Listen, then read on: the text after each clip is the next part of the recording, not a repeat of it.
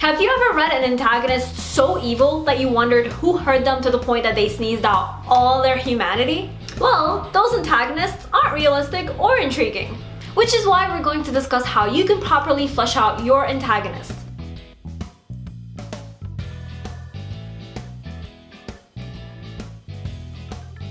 Sure, your antagonist is anti your protagonist, but there's always a reason behind that. They're not just born into existence already loathing everything in sight, unless that's the norm of their species, but that's an unlikely exception. But that brings me to number 1. Don't make your antagonist completely evil. Nour, I've successfully stomped on all of the puppies. Why would you even do that?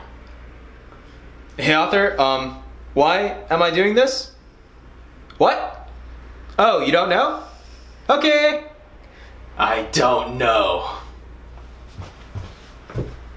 No one is angry all the time, or sad all the time, or vengeful all the time. Life is ever changing. Time affects us and changes us. We get older, but our thoughts, needs, emotions, and priorities also change. If we were static from the moment we were born until the moment we die, we'd be boring. And that's exactly how you should look at your antagonist. There's no such thing as completely bad or completely good, but there are circumstances that bring out the bad. So, allow your antagonist to have a motive for what they do. You might be surprised. I mean, maybe they believe they're doing the right thing, but everybody else doesn't see it that way. Maybe the antagonist is trying to do what they believe is right and good, but it simply goes against the protagonist. Going off of that, number 2, always make sure your antagonist has a backstory. This ties in with that motive we're talking about. Everybody has a past that shapes them to be who they are today. Either they were born into issues, or they were raised or influenced into having bad qualities. Perhaps the protagonist's family murdered the antagonist's parents, leaving them an orphan. Perhaps the antagonist was taught to hate by their war-hungry father. No matter what the case is, something or a culmination of things shaped their character. One way to plot your antagonist's backstory is to take a look at their current situation, figure out why they're against the protagonist, and list out potential events in their lives that may have affected their current personality and thinking. Number 3, humanize them. Yes, they're generally bad, but they're not completely bad, remember? Make them feel love or camaraderie, at least for their fellow clan or villain family and friends. Maybe they have a husband and children. Maybe they are children and have loving parents. Whom or what they love doesn't matter, but they have to have some humanity in them, even if they are literal monsters from another planet. Besides, humanized villains feel more interesting and relatable. We feel a tad empathetic to them, especially if what they're doing comes from a place of love. For example, oftentimes revenge takes place because someone cared for something or someone and got stabbed in the back, meaning they had to love something in order to get hurt and become vengeful in the first place. Number 4, don't give them stereotypical traits. Hey Nour, I'm Blade McEdge. I'm edgy and I only wear black and hoodies all the time. What happened to you? You wouldn't understand. Nobody understands my pain. I'm all alone. I'm gonna go brood in the corner.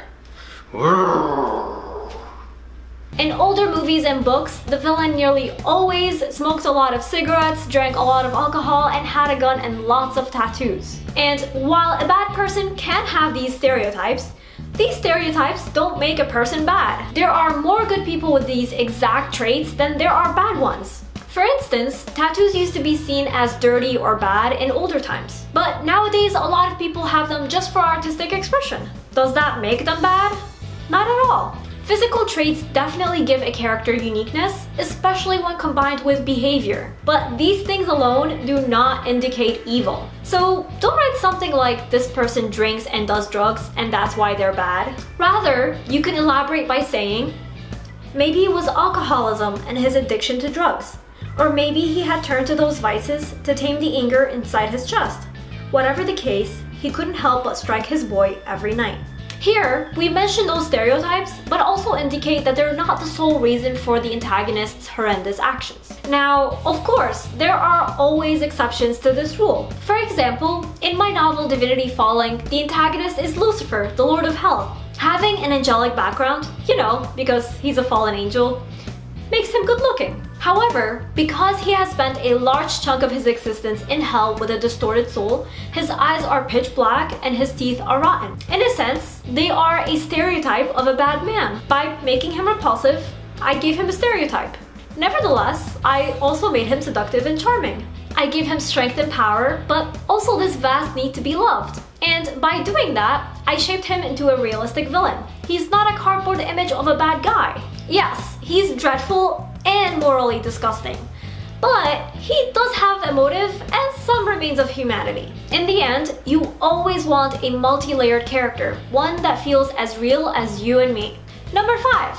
Don't make your antagonist ridiculously smart.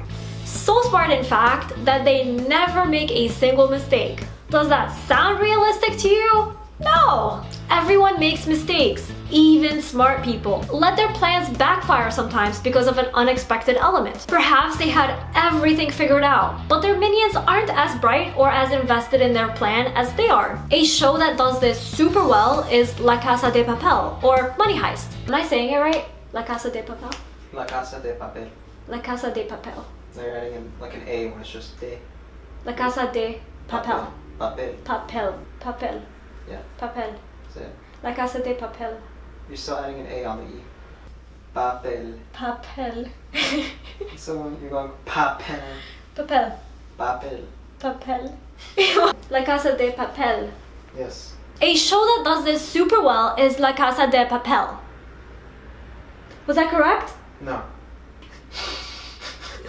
The professor, that's what he goes by, is the anti-hero of the show. He plans for everything and always thinks several steps ahead. And yet, his fellow Heist team members aren't always on track as he is. Their emotions deem them out of control and unreliable. And because of this, the show is more exciting as we never know what to expect. Your antagonist should similarly mess up every now and again. They're not perfect, they're not smart beyond any errors. They're people and they're unique. So there you have it. These tips should help you flesh out your antagonist and make them more fun to read. Let me know in the comments, what's a cool trait in your antagonist? And before we go, I just want to give a quick shout out to Sarah Frayne from my shout out tier over on Patreon, as well as all my other patrons. Thank you all for your support. And feel free to go check out my Patreon if you haven't done so yet. I have a lot of exclusive content to help out my patrons with their writing. And remember, Nour for president!